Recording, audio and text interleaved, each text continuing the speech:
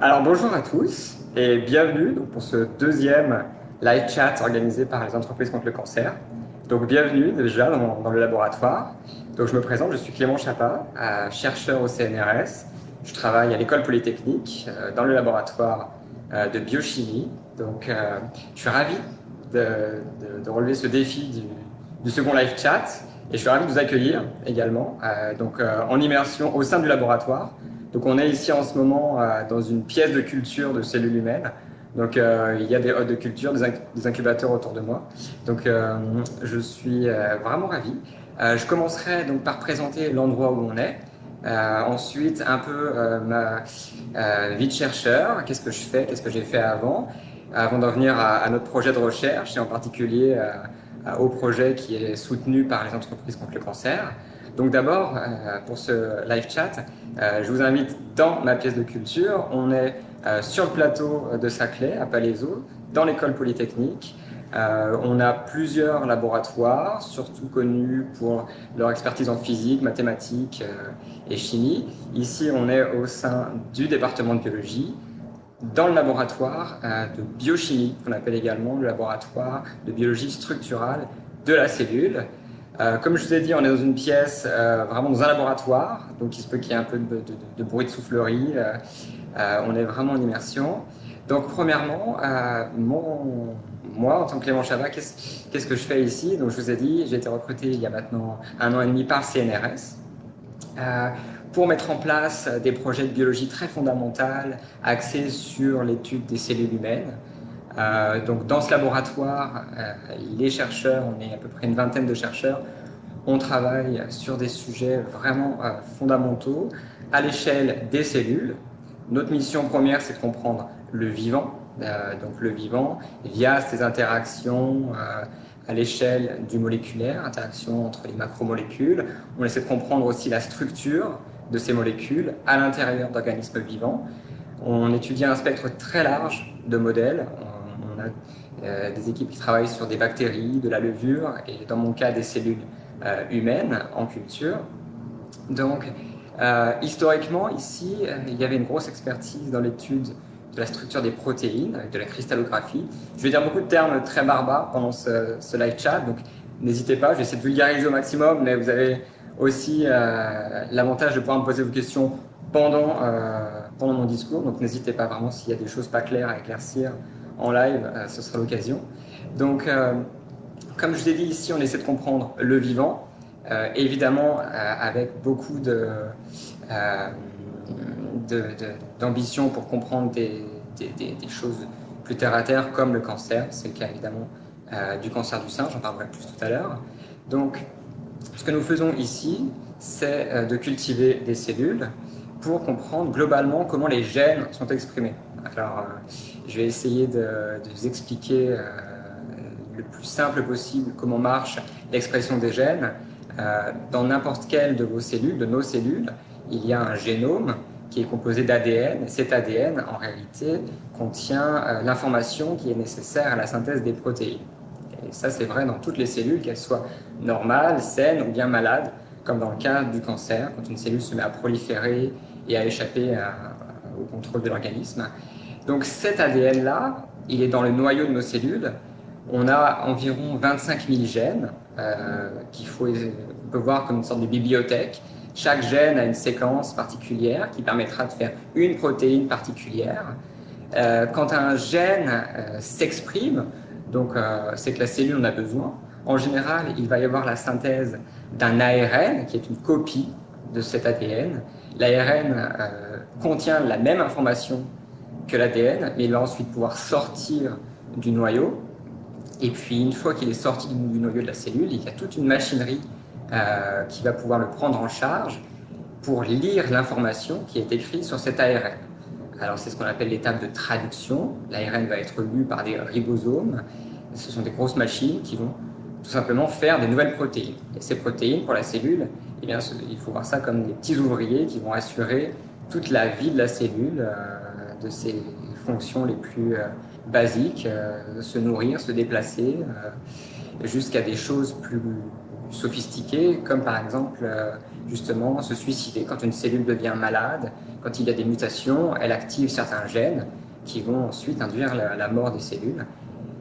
Donc l'expertise du laboratoire, c'est comment des ARN sont pris en charge par la machinerie qu'on appelle le ribosome pour faire des protéines. Donc cette étape de la traduction, on arrive ici avec des outils qui sont de l'ordre de la biophysique, d'avoir une certaine structure de ces ribosomes pour mieux comprendre la synthèse des protéines. Donc dans mon cas, j'avais, avant de venir ici, une grosse expertise pour ce qui était de la biologie de l'ARN. Donc l'ARN, c'est une copie de l'ADN qui va être pris en charge par le ribosome. J'avais fait mon doctorat au Centre de recherche en cancérologie de Lyon, donc avec des modèles de tumeurs mammaires, des cellules mammaires que j'étudiais en culture, et on essayait de voir à l'intérieur de ces cellules comment les ARN étaient régulés, comment ils étaient produits à partir de l'ADN, et ensuite comment ils étaient tout simplement traduits en protéines. Donc je m'étais focalisé à l'époque sur la stabilité de ces ARN. Si un ARN est dégradé par des enzymes qui viennent le grignoter, vous imaginez bien que l'ADN ne peut plus porter son message et il n'y a donc plus de protéines. Donc je me suis ensuite un peu plus renforcé mon expertise là-dedans en partant 5 ans au Canada, où là vraiment je suis allé dans un laboratoire qui était spécialisé dans la façon dont l'ARN est reconnu par les ribosomes et comment la synthèse des protéines se met en place. Donc j'ai passé 5 ans à Montréal, à l'université McGill, où là on s'est rendu compte que, dans des cellules normales comme dans des cellules malades, il pouvait y avoir des dérégulations de la façon dont l'ARN est pris en charge par le ribosome. Certaines machineries protéiques peuvent venir modifier la façon dont l'ARN va être traduit, ou même transporté, ou même dégradé. Donc ça change toute la donne, parce que vous avez beau avoir le même génome dans toutes vos cellules, si la quantité d'ARN est différente, eh bien vous allez avoir des destins cellulaires différents. Donc c'est ce qu'on appelle l'étape de régulation post-transcriptionnelle des gènes. C'est un peu barbare.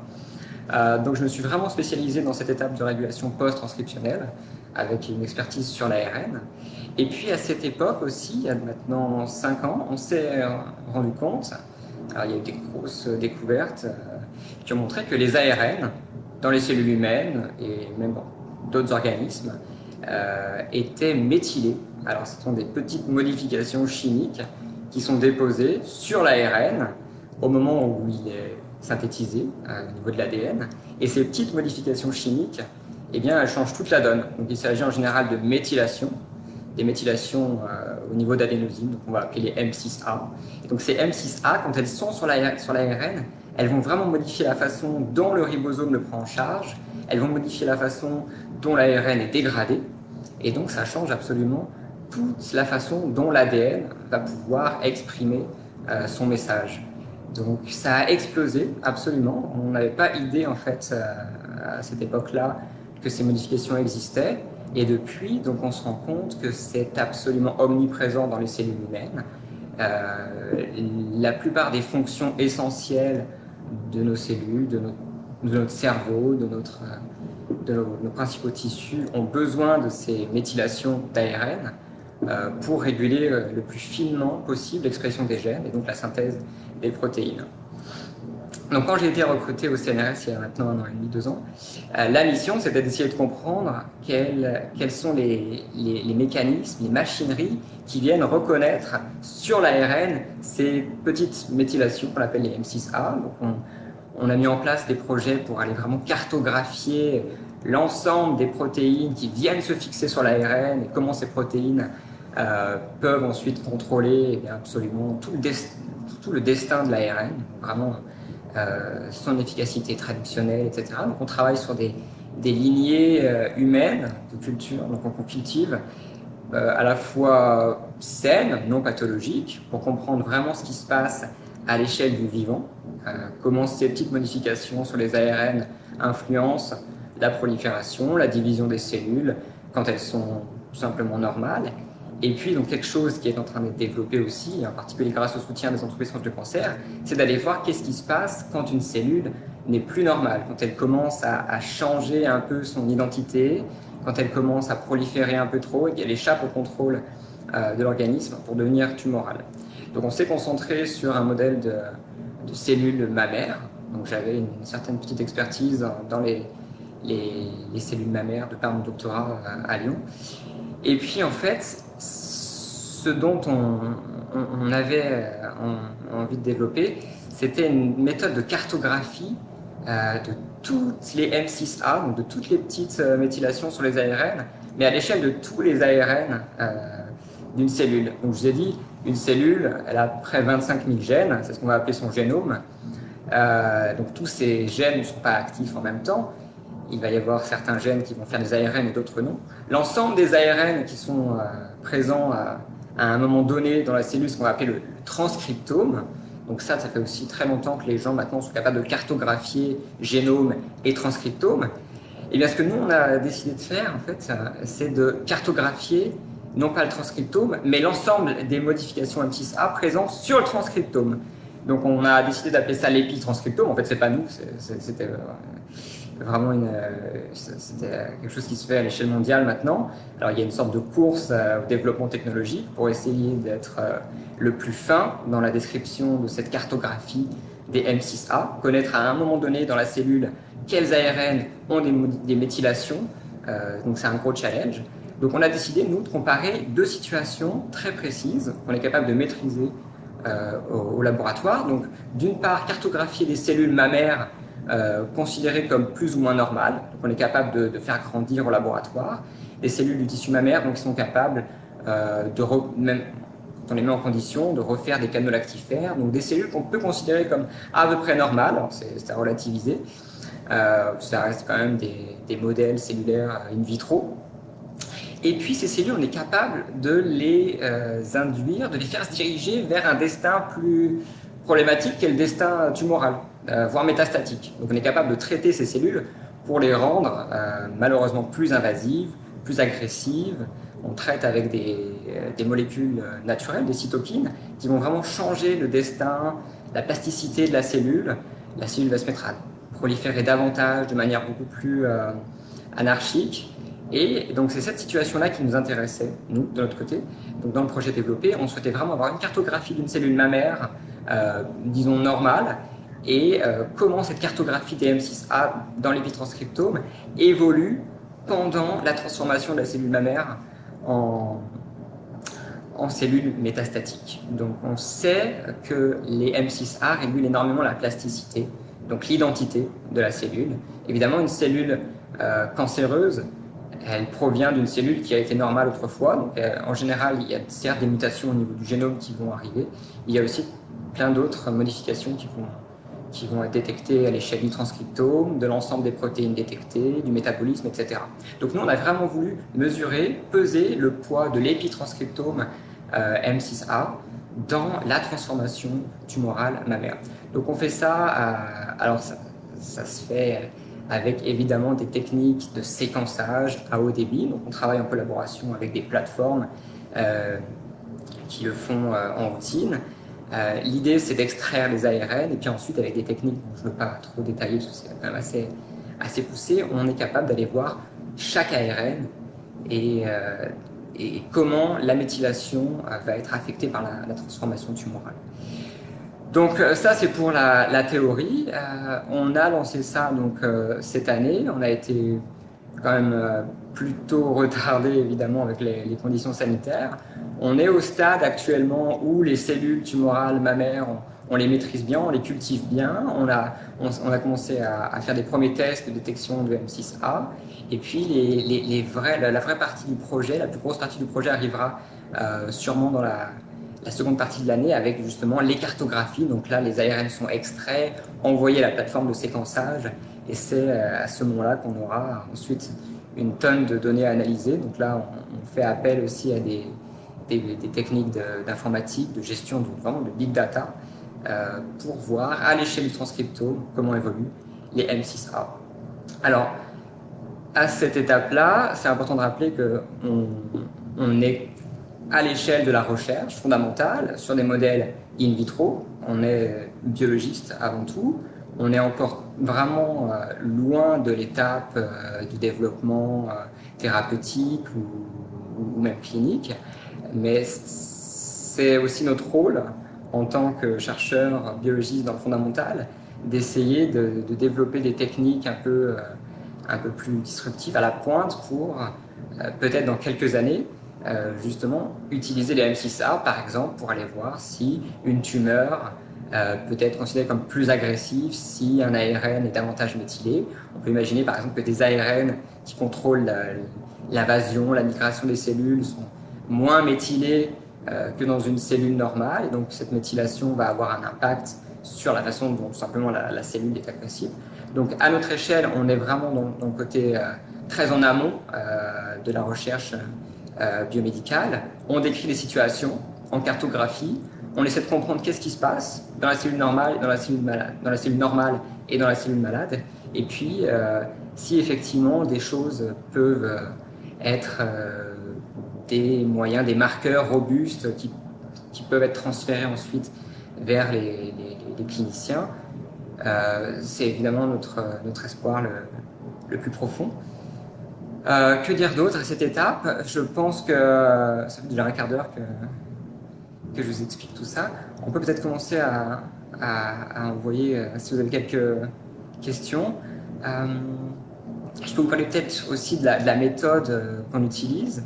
Donc globalement, dans le premier live chat, il y a eu un très bon discours sur la méthode scientifique, comment on fait des hypothèses, comment ensuite on met en place donc tous les outils pour tester ces hypothèses. Donc nous, on a une équipe, on est à peu près 7 ou 8 chercheurs, donc on travaille avec des ingénieurs, des chercheurs postdoctoraux, des techniciens.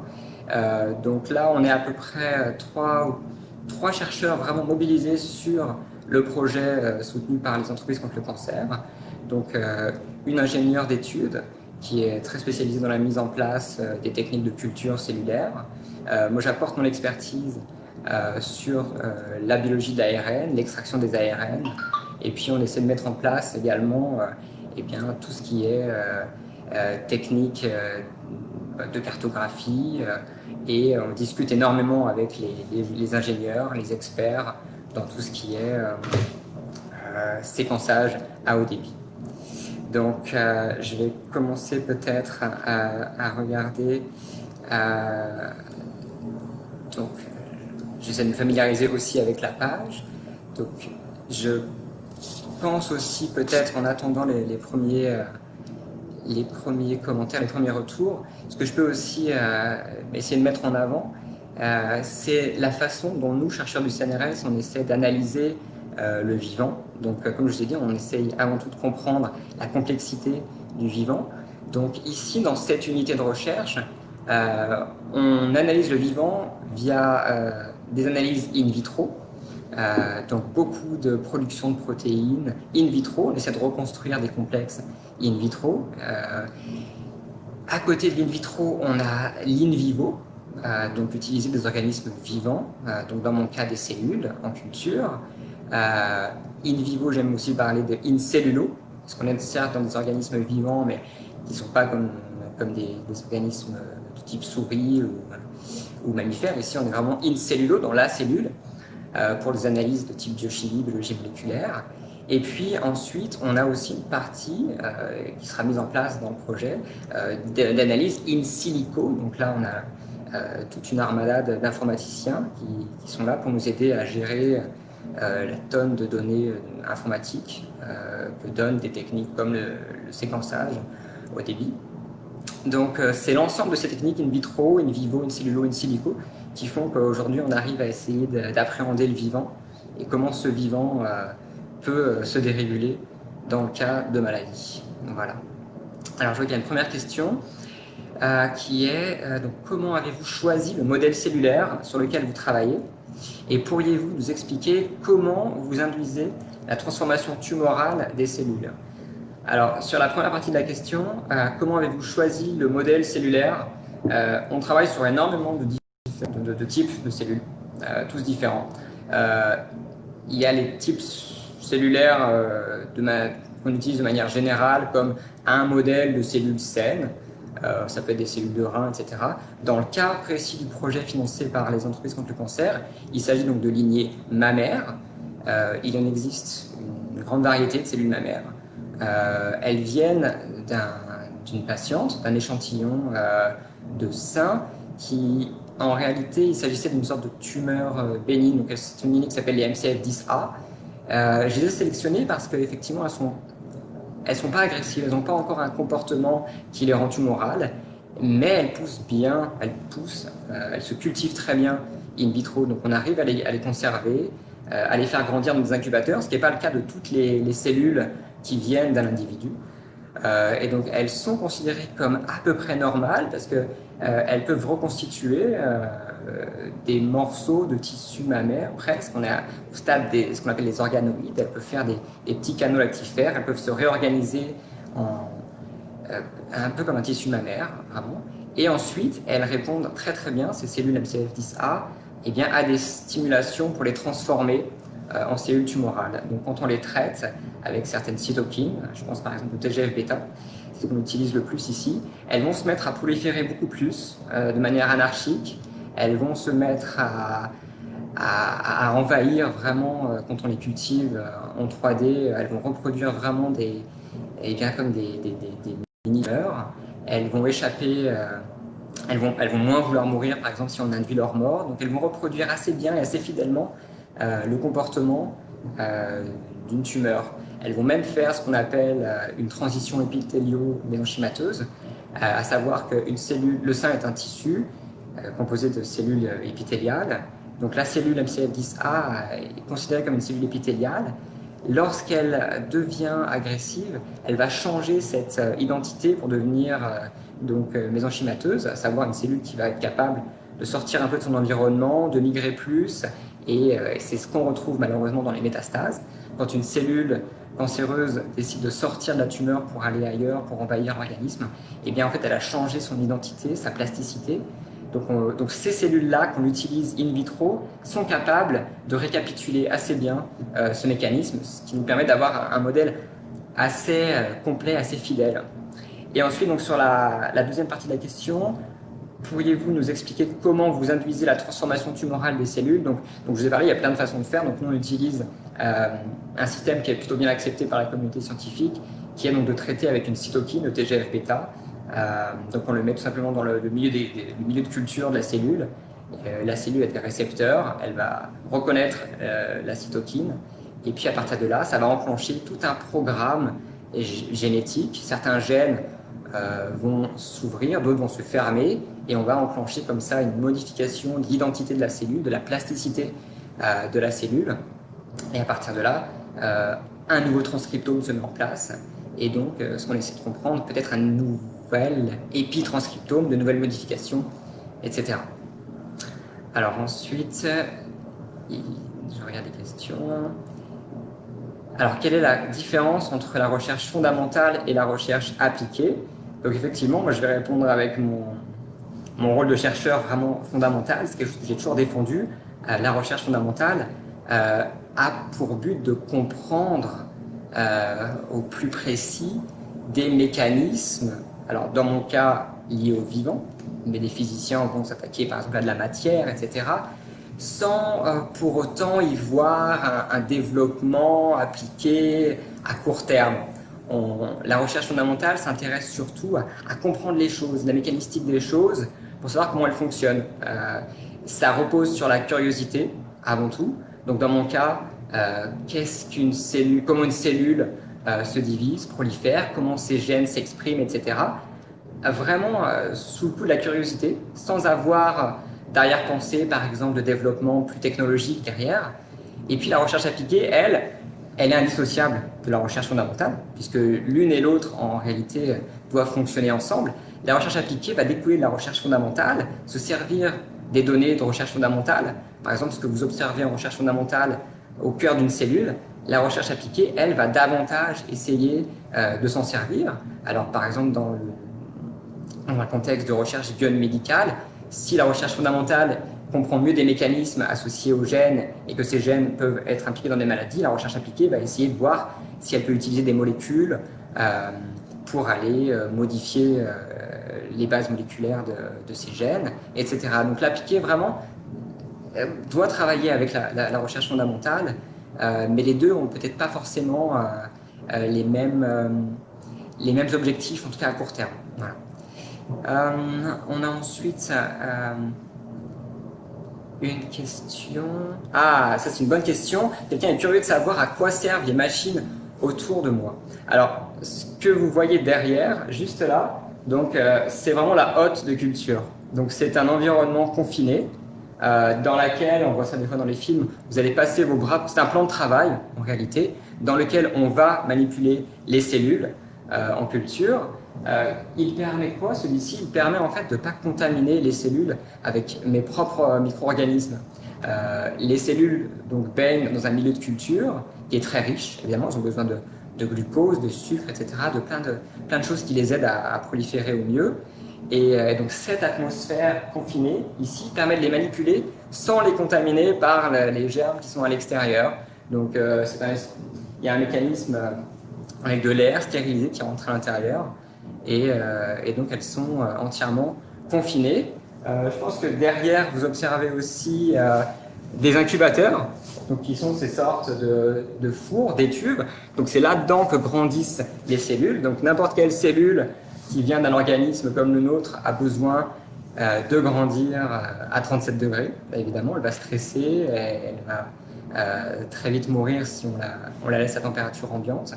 On contrôle plus que la température, on contrôle également l'humidité à l'intérieur et on va aussi contrôler l'apport en CO2, en gaz carbonique. Donc on reste dedans avec une atmosphère à 5% de CO2 pour contrôler que le milieu de culture soit dans des conditions optimales. Voilà.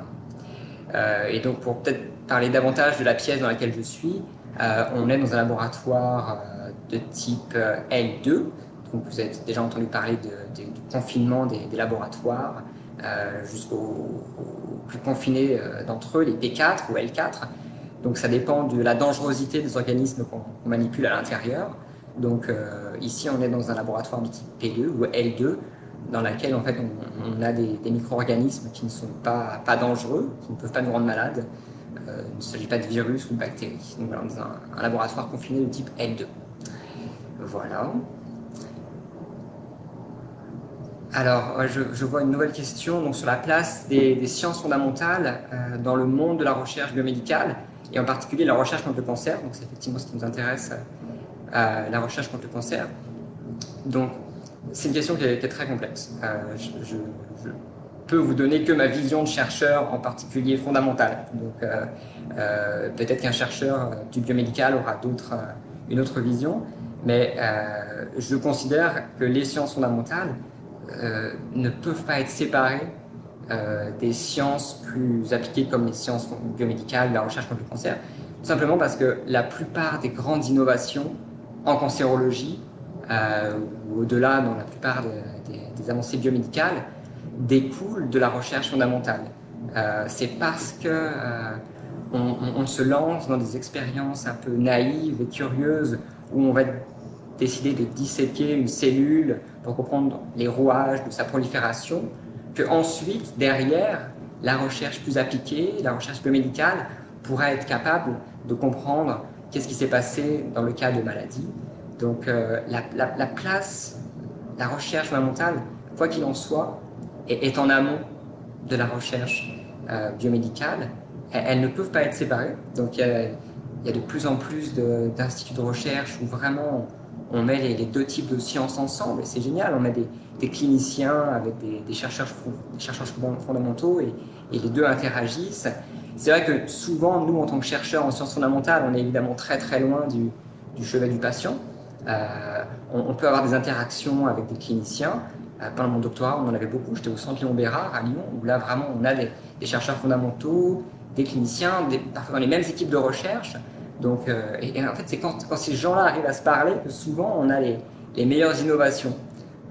Quand le chercheur fondamental s'intéresse vraiment à des aspects très pratiques, très cliniques, qui va avoir des fois des nouvelles idées, d'aller voir des choses qu'il n'aurait pas forcément imaginées. Et inversement, le clinicien, celui qui est davantage au chevet des patients, en contact avec des stratégies thérapeutiques, lui aussi ne peut en fait que s'inspirer de la recherche fondamentale pour imaginer des nouvelles innovations dans les thérapies. Alors, je vois une nouvelle question apparaître. Y a-t-il des protéines qui protègent contre le cancer du sein ou l'inverse? Alors la réponse est absolument oui. Donc je vous ai dit, les protéines sont faites par des gènes. Vous avez 25 000 gènes à peu près. Il y a des débats là-dessus, mais on a beaucoup de gènes. Certains gènes vont clairement faire des protéines qui protègent contre le cancer. Et en réalité, toutes nos cellules sont capables, normalement, de se protéger contre une transformation tumorale. Alors il y en a des très célèbres qu'on étudie beaucoup, la protéine P53, qu'on appelle le gardien du génome. C'est la protéine qui, normalement, quand une cellule commence à accumuler des mutations, quand elle commence à devenir un peu incontrôlable, elle est censée arrêter tout le processus de division cellulaire et même induire la mort de la cellule si elle devient trop dangereuse. C'est un exemple, il y en a plein d'autres.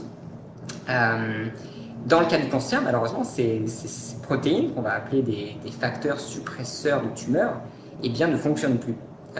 Donc ça, c'est toute une partie aussi de la recherche contre le cancer qui vise à essayer de comprendre pourquoi elle ne marche plus. Ça peut venir de mutations, tout simplement, qui viennent dans le gène qui code pour cette protéine, eh bien, vient l'inactiver. Donc le suppresseur de tumeur, le gardien, n'est plus produit, et donc ça libère tout le processus de transformation.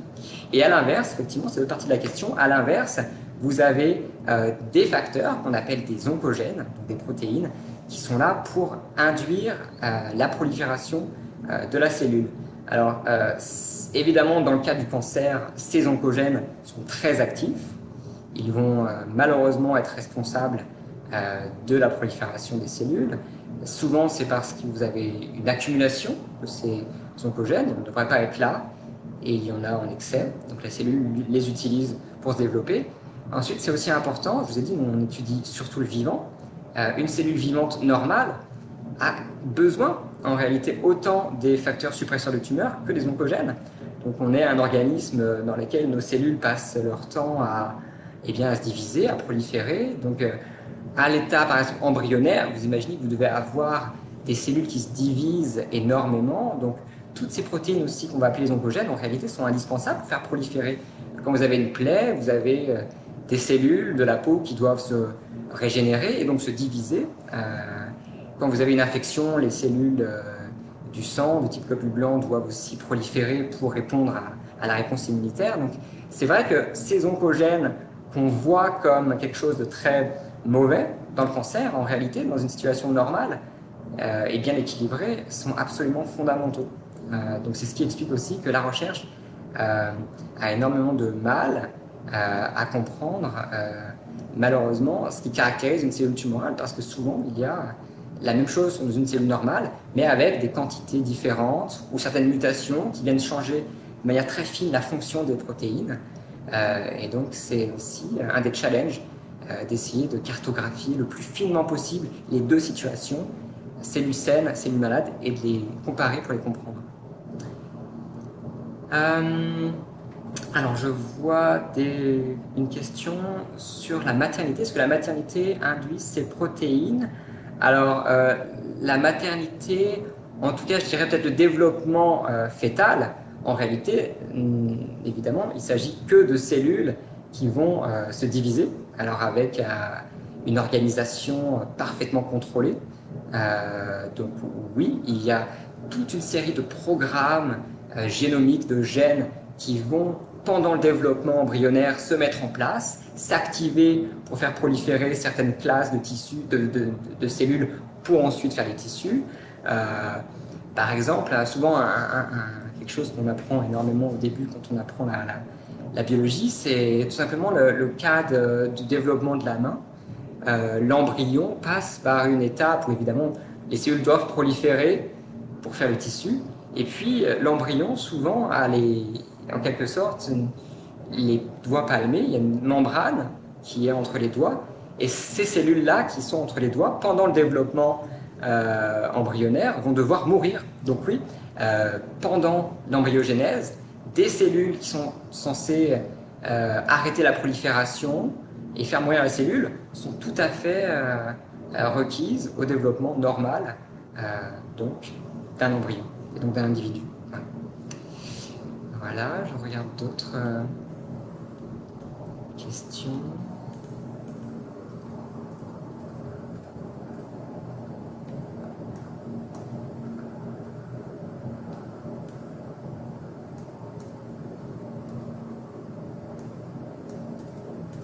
Donc peut-être en attendant de nouvelles questions, je peux peut-être aussi essayer de parler de ce qui se fait au sein de l'Institut et qui sont un peu différents de l'épitranscriptome.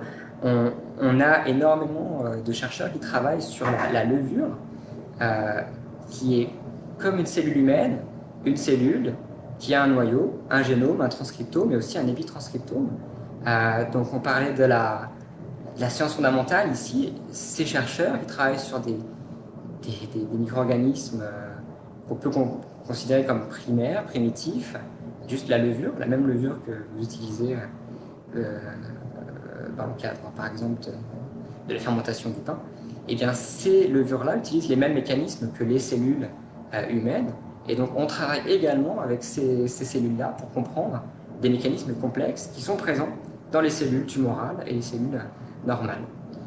Alors, j'ai une autre question. Pourriez-vous expliquer comment apparaissent les modifications chimiques que vous essayez de détecter sur les ARN messagers? Alors, je vous ai parlé, je vous ai dit leur nom, ce sont des M6A, donc ce sont les adénosines des ARN qui sont méthylées. Elles apparaissent effectivement pas toutes seules, c'est une bonne remarque. Elles sont en réalité déposées sur les ARN au moment où ils sont synthétisés sur les gènes, et ils sont déposés par des enzymes, donc par des protéines, qui sont dans la cellule. Ces protéines, on appelle ça des méthyltransférases, elles transfèrent les méthyls sur les ARN. Elles vont le faire, alors on se rend de plus en plus compte qu'elles le font dans toutes les cellules de notre organisme, mais qu'elles ne le font pas sur tous les ARN en même temps. Donc c'est un des gros challenges actuellement de comprendre comment une méthyltransférase choisit ces ARN, comment ça peut évoluer lorsque la plasticité de la cellule change. On sait déjà, il y a eu plusieurs publications qui montrent que dans plusieurs pathologies, comme le cancer du sein, le cancer de la prostate, l'activité de ces méthyltransférases est modifiée.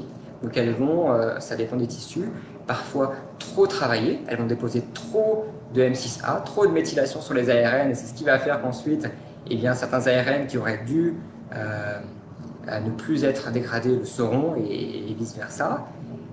Donc ça passe par une activité qui va se déréguler, l'activité des méthyltransférases. Ça passe par une accumulation de ces méthyltransférases dans certaines maladies. Certaines tumeurs montrent trop de méthyltransférases, donc trop de méthylation. Et on pense vraiment que l'excès de méthylation influence vraiment le destin et les caractéristiques de la cellule.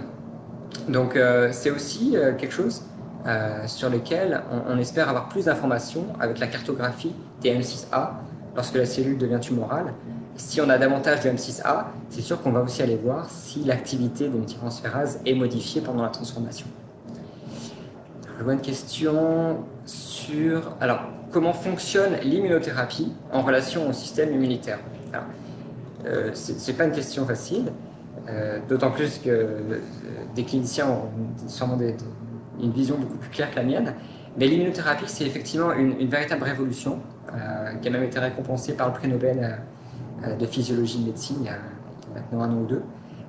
L'immunothérapie, c'est une révolution, c'est un immense espoir et qui commence à porter ses fruits. On n'est encore qu'au stade vraiment précoce des études. Globalement, l'immunothérapie, elle s'attaque effectivement, c'est la question, au système immunitaire. Alors, il faut aller comprendre les relations entre une tumeur et le système immunitaire. Ce sont des relations qui sont extrêmement complexes. Ce que l'on a découvert, c'est qu'il y a des interactions très complexes entre la tumeur et ce qu'on appelle son micro-environnement, donc l'ensemble des cellules qui sont autour de la tumeur. Ce micro-environnement est composé de cellules tumorales, immunitaires, des globules blancs. Et ces globules blancs, donc, il peut y avoir différents scénarios. En général, ils vont reconnaître la tumeur, mais ils ne vont pas la détruire. Et ça, c'est un problème en réalité, parce que normalement, le système immunitaire est capable de détecter, de reconnaître et de détruire les cellules tumorales.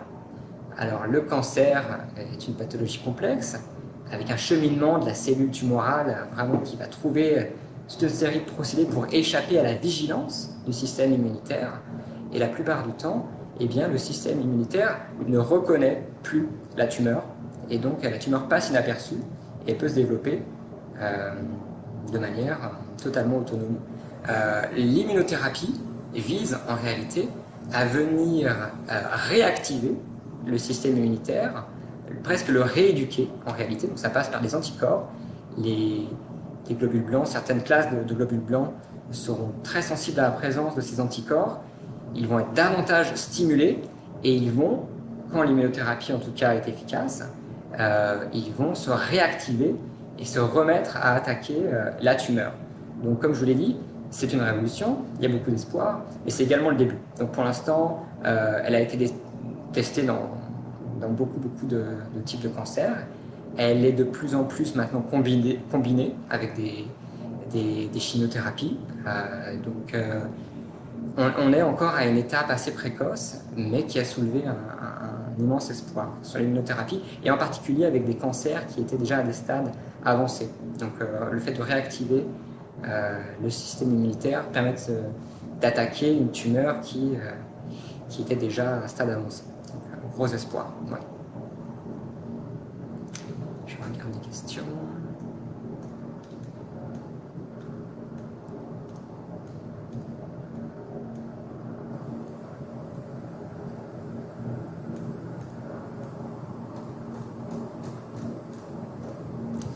Donc je ne vois plus de nouvelles questions, donc je pense qu'on a fait le tour. J'espère ne pas vous avoir trop noyé avec des informations un peu techniques. C'est, je l'ai dit dès le début, un défi, hein, ce live chat. Donc effectivement, c'est toujours un défi pour un chercheur d'essayer un peu d'expliquer ce qu'il fait. Donc j'espère avoir pas été trop obscur. J'espère avoir clarifié certains points. Peut-être pour terminer, juste pour faire un point, donc je vous ai parlé du projet qui était en cours. On a déjà, grâce à la subvention, d'ores et déjà pu acheter plusieurs types d'équipements. Donc on a acheté notamment un appareil qui permet d'étudier les ARN et de bloquer les protéines qui sont dessus, donc ce qui nous permettra justement d'aller voir sur les ARN eh bien, quels types de facteurs sont accrochés aux ARN. On a également déjà commencé beaucoup d'expériences pour caractériser avec des marqueurs les deux situations de la cellule normale et transformée. Donc tout ça, ça a été fait sur les 3 premiers mois avant confinement. On a malheureusement dû stopper tout ça, donc ça n'a pas été évident aussi de mettre en stand-by des expériences qui étaient en cours. Et donc ça va repartir là très vite avec les premiers envois à la plateforme de séquençage pour avoir des premières cartographies qui tomberont, on l'espère, sur l'été. Alors je vois qu'il y a peut-être de nouvelles questions. Non, c'est bon. Je crois j'ai fait le tour des questions. Voilà. Donc je vous remercie en tout cas. J'espère que vous avez passé un moment intéressant dans notre pièce de culture. Vous n'avez pas été trop gêné par la ventilation. Et puis, je vous souhaite donc une bonne fin de journée et à bientôt. Au revoir.